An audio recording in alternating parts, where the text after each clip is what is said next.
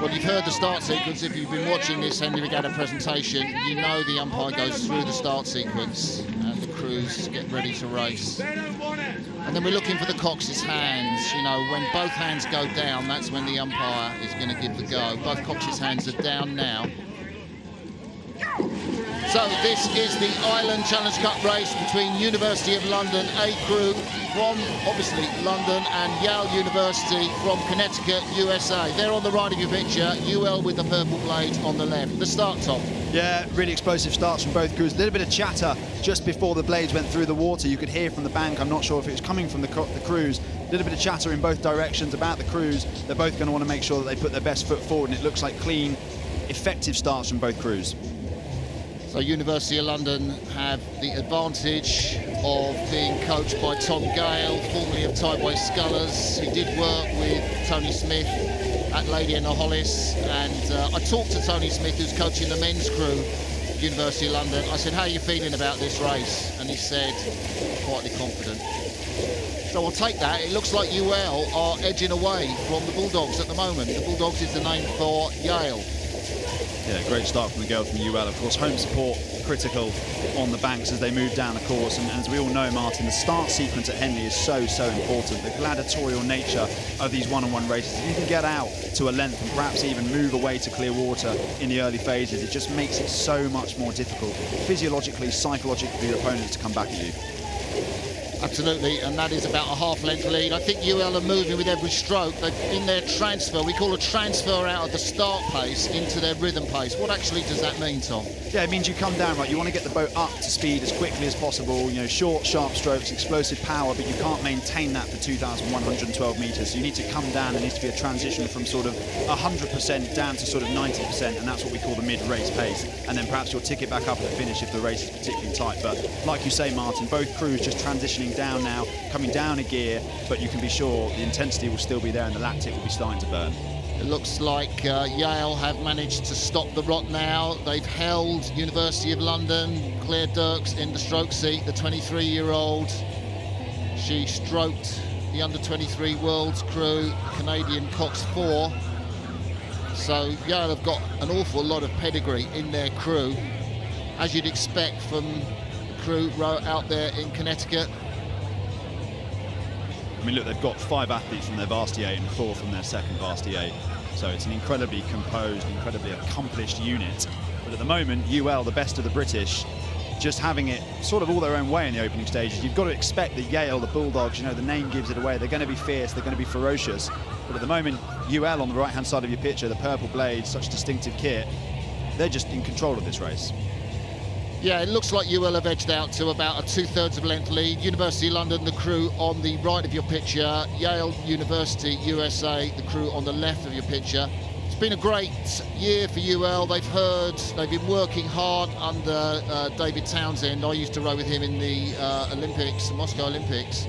And he's been working so hard to secure funding from the university for the University of London Boat Club. It was under threat, but now the University of London have seen what a great investment in rowing, you know, it is, and they are going to put money into the clubhouse. They've got a new coaching team, you know, new fleet of equipment, and UL are looking to bring the alumni in to support all of that. You know, there's great opportunities. If you're watching this and you're an alumni of UL, you know, get in touch with the boat club, because, you know, these are your athletes at UL, and they're doing a great job at the moment. But Yale hanging in there, Tom.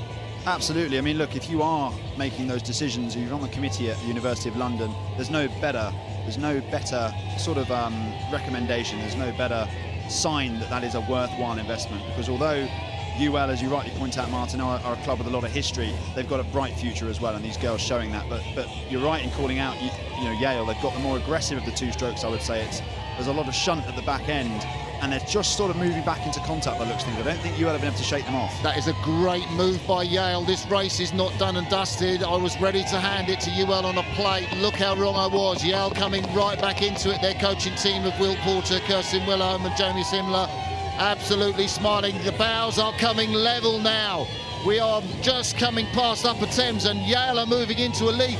What do University of London do at this point? Because the momentum is with Yale. Oh, the momentum's changed. It's like a pendulum here, Martin. It's so difficult to wrest that back. You've only got probably just over 600 metres left of this Henley course. It's going to be really hard now for UL. They went out like a bullet train, out to half a length by the end of the island, and now it's so dispiriting for those girls to see Yale, stroked, as you say, by Claire Dirks, just moving away from them. Yeah, you've got a great athlete in the 7th seat, Margaret Hedman. Of course, Margaret won the Junior Worlds for the USA, and then the power in the 6th seat from Veronica Wall, the 22-year-old. And they must be really laying it down, because UL have got some fantastic athletes in their boat, really strong athletes that have done so well throughout this season and so well at this regatta. Do you know, credit to Yale. We've seen this tactic employed a few times over the regatta this year. It's about letting the crew you're racing just go out hard, go out fast, but staying in touch, and then having the composure and that ironclad mentality to just move back through. But we've got a race on our hands here in the final 500. So on the left of your picture, it's the Bulldogs from Yale. That tenacious spirit has just taken them through the University of London in the middle of the course. You can see they have a 1 metre, 2 metre lead. University of London have tried to hold it. They have held the Yale's move. It's stuck at 2 metres, but to move an 8, Tom, is so difficult. To sprint in an 8, isn't it? You can't get that 1 or 2 metres back easily. No, it's such a heavy boat. You need to get it up to speed. You need to gear it. It's a slow progression. It's like you said, it's a transition, Martin, from that mid-race pace back up to the sprint for the finish, and we are going to have a sprint because neither Yale nor UL have got this race in the bag at this stage. So wherever you are in the world watching these pictures from Henley Royal Regatta, the semi-finals day, the Ireland Challenge Cup, whether you're a University of London supporter, whether you're watching this in the States from Yale University, I'm sure a lot of people are. Yale University continue to move ahead. It's been a great move from them in the second part of the course, tenacious, and they've moved out a little bit more on University of London. But are UL responding, Tom? UL are coming back, I can see it. The rate's gone up there. Stroke girl, Amelia Crocker, she's taking her crew through the gears, and this is where she needs to go. The roar of the crowd will take them home. Can UL get back in touch? We'll see as the camera pans round. The back of Olivia Cassidy closest to us. Yale still lead. University of London, the crews are coming together. They look out, they're coming to the progress ball. Yale still have that lead. I think Yale are going to take it. UL are throwing everything in. But it's the Bulldogs from Yale. They move away.